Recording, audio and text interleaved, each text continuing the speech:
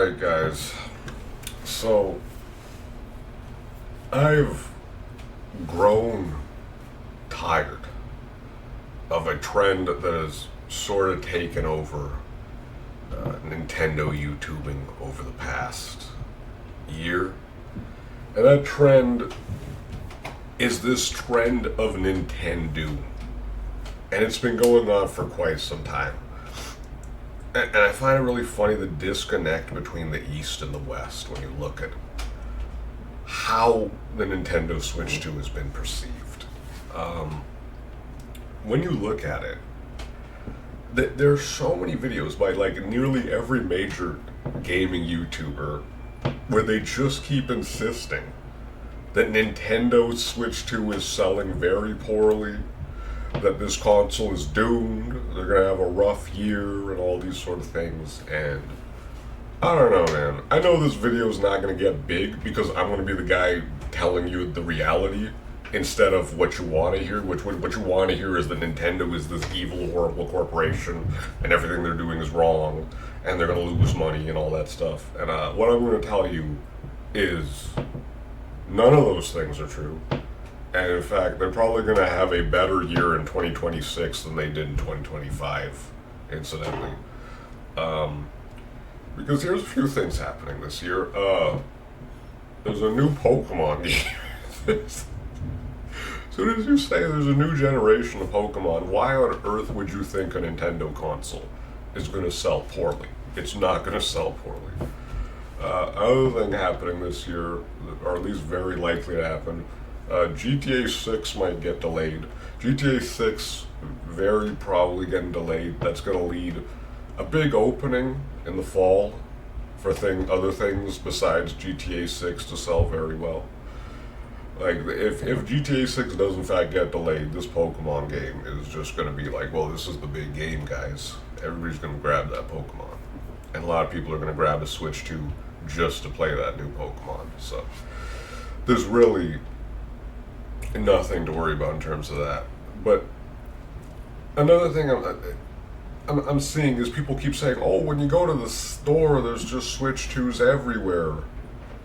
Okay, so what do you people want, man? Do you guys want like for when the Switch 1 came out, it was like a year or two of people crying about scalpers and unavailability of the console.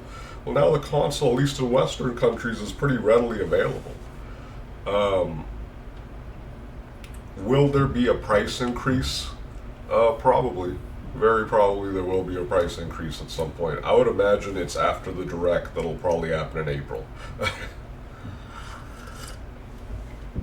So, everybody's crying, oh, Nintendo needs a Direct right now. They need a Direct. The partner showcase was nothing. We need like a general Direct.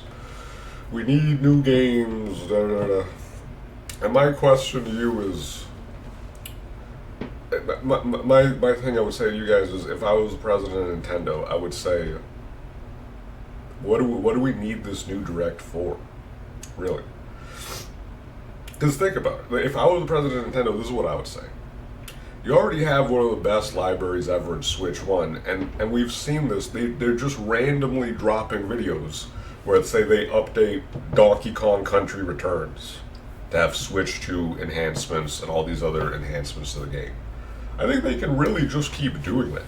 They can just keep, like, randomly announcing updates for, say, Bayonetta or Pokemon Snap or the Xenoblade games. They can update all the Xenoblade games, just a simple resolution, frame rate increase. There's so many games. Astral Chain could use an update. There's so many games that are just exclusive to the Switch 1 that could use really simple updates and just would create maybe another wind of sales for these games or more interest in them or get people engaging with them again. And this is kind of a way of holding people over.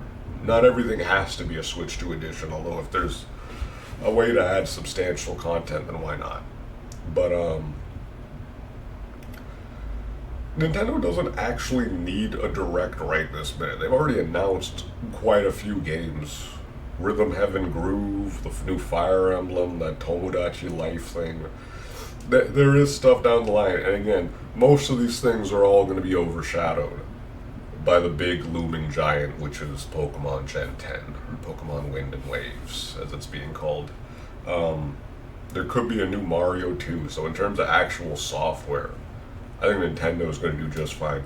I think Nintendo should actually just spend the first 2 to 3 years, a lot of their effort should just be spent on upgrading and updating Switch 1 games for Switch 2, and this just adds more longevity to those games and makes those games become more future-proofed and evergreen. Another thing is, I just observed there's a disconnect from like Western people and their lack of understanding of what's happening in Japan. In Japan, they're like a nation of 125 million people, and like a quarter of this country seems to be all trying to buy the Switch 2. They don't seem to at all be able to meet the demand in that country. They're still having lotteries to buy the Switch 2. People are still exchanging tips and tricks on how to acquire a Switch 2. There's still a limit on how many Switch 2s you can buy.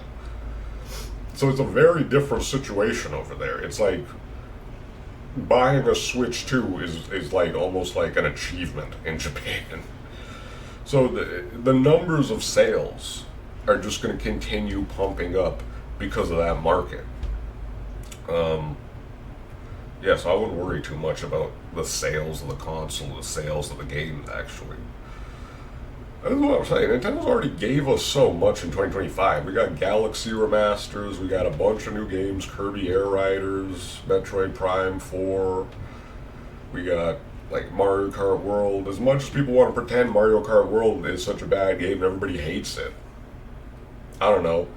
There's a real difference between what people say online and what actually happens. If you listen to people online, you would think Sonic Crossworlds Racing is doing so much better than Mario Kart. In reality, this game sold under expectation, and Mario Kart World in less than a year has sold 14 million. Whether you like it or not, Mario Kart World is here to stay. Personally, I think it's actually the best Mario Kart game, just because of the controls. You have better control in that game than you have, at least in what I've seen, in any other Mario Kart game.